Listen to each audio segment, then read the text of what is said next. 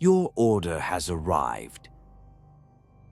I deliver food part-time to help cover rent. It's usually uneventful. Drive, drop, done. But last Thursday night, something was wrong. It was almost midnight when I got a final order before heading home. The address wasn't far, but it was in one of those old neighborhoods where every street looks the same and the houses feel off, empty. The name on the order just said Mr. Black. No notes, no contact number, whatever. I drove over with a bag of burgers and fries, just wanting to get it done. When I arrived, the house looked abandoned. No lights, no car in the driveway. The windows were dark and empty like eyes, but the GPS insisted, "You have arrived at your destination." I double-checked the address. It matched. I sat in the car for a minute, engine running, trying to figure out if I should even bother. Then my phone buzzed. "Leave it by the door." No name. No number, just the message. Okay, creepy. But I've left food in weirder places. I got out and walked up the steps. The porch creaked under my feet. I placed the bag at the door and snapped the usual photo for proof. As I lifted my phone, I noticed something strange in the camera view. The door was slightly open. I hadn't touched it. I looked up. It was closed. I looked back at the photo. The door was open, and inside, I swear I saw something. A shape, pale, standing just beyond the threshold, watching me. I blinked and looked again. Nothing. I turned to leave, and my phone buzzed again. "Come inside, you forgot the drink." I froze. I hadn't brought a drink. I stared at the screen. No typing bubbles. No option to reply. I backed away slowly, reached the bottom step when the porch light, which had been off, suddenly flickered on, and the door creaked open, wider, just enough to hear something. Breathing, shaky, wet, right near the entrance. I bolted. I got back in my car, locked the doors, and sped off. I didn't even care that the app marked the order as incomplete.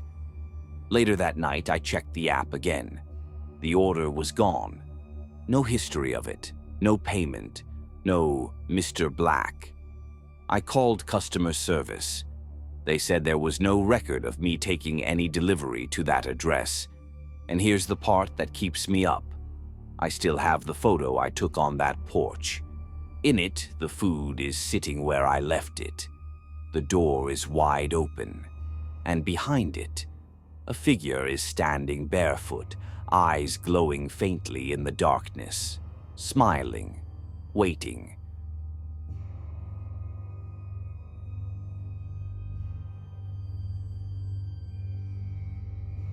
The last delivery. It was supposed to be an easy shift, just a handful of late-night orders before I clocked out. I always hated the night runs, though.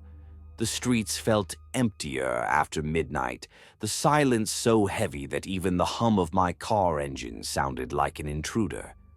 That night was worse than usual. No music, no chatter, not even the flicker of TVs through apartment windows. Just darkness. And me. My phone buzzed with another order. The map showed a long stretch of road that bled out of the neighborhood and into the edge of town. It wasn't a street I usually drove down, and the GPS marker looked almost uncertain, as though the app itself didn't want to take me there. I should have rejected it. But it was good money. Always is when it's late. When I pulled up, I thought the app had made a mistake. The house looked abandoned, paint curling like dead skin, shutters dangling by one hinge, a yard of weeds so tall they nearly swallowed the porch. No lights inside. The only glow came from the streetlight across the road, which buzzed and flickered like it was struggling to stay alive. I checked the address 3 times. Perfect match. I grabbed the bag of food from the seat, already sweating though the night air was cold. As I walked up the creaking porch steps, the boards moaned under me like they hadn't been stepped on in years. I didn't want to knock, so I just called out, "Delivery!" My voice echoed down the hallway inside, bouncing back sharper, thinner, like someone else had whispered it back to me. Then I heard it. Quiet at first, a faint whisper right behind the door. Not words, not really. Just a hiss of syllables, like breathing formed into sound. My stomach dropped. The door, which had been cracked open, creaked wider, inch by inch. The smell spilled out next, sour, metallic, like rotting meat left out in the sun. My eyes watered. I wanted to turn around, drop the bag, and sprint back to the car. But my phone buzzed again. The app lit up the screen with a message I'd never seen before. "Hand it to customer directly." I froze. My thumb hovered over the cancel button, but something inside me wouldn't move. Almost like the phone was watching me. Like if I disobeyed, something worse would happen. So I stepped inside. The air was heavy and damp, every breath like swallowing mold. The floor sagged under my shoes, and each step seemed to wake something in the house. The whispering grew louder, now threading through the walls, weaving around me. My ears strained, trying to catch the words, but they shifted too quickly, slippery, wrong. That's when I saw movement in the corner. Two eyes, pale and wet, reflecting in the darkness. They were too far apart, too low to the ground.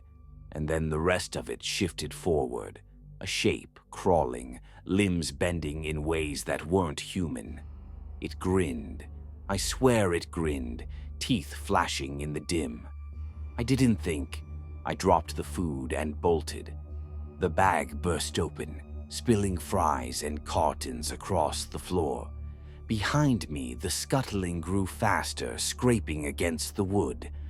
I swear something brushed the back of my neck just as I stumbled out onto the porch, slamming the door behind me. I didn't stop to breathe. I didn't stop to think. I dove into the car, jammed the key, and peeled away so hard my tires screamed down the empty road. My chest heaved, heart pounding so loud I thought it might burst. I didn't look back at the house. I couldn't. But when I finally dared to glance at my rearview mirror, my blood froze solid. The app was still open. The screen pulsed red with the words, "Delivery in progress." And in the reflection, just faintly, just for a second, I thought I saw those same pale eyes staring back at me from the back seat.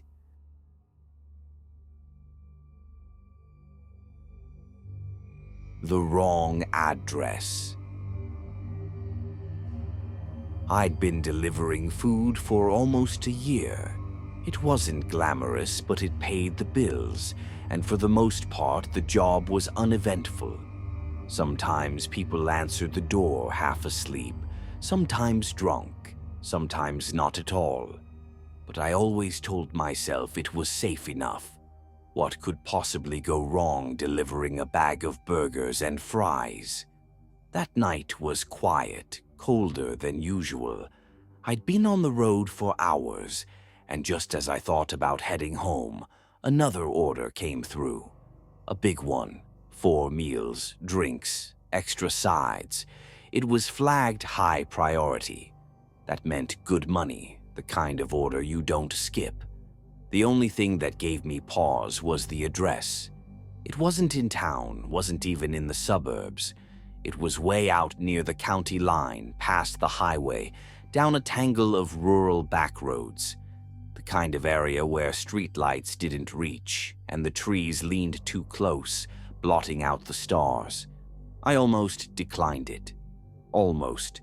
But the payout flashed on the screen, and greed nudged me forward.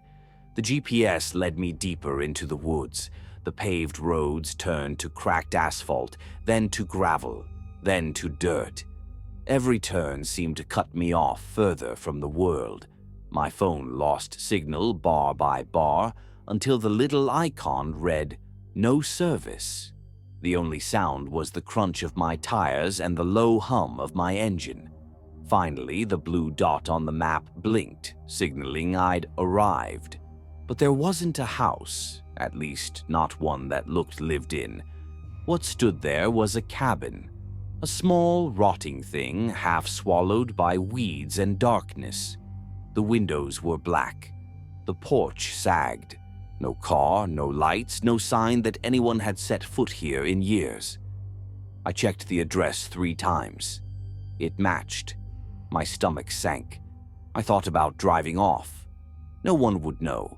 I could even cancel the order, claim no one was home. But as I sat there debating, my phone screen lit up. Even with no service, the app showed a message in red. Hand it to customer directly. My throat went dry. I grabbed the bag and climbed the porch steps. The boards groaned under me, each creak echoing too loudly into the woods. I knocked once, twice. No answer. "Delivery," I called, my voice breaking. That's when the door moved.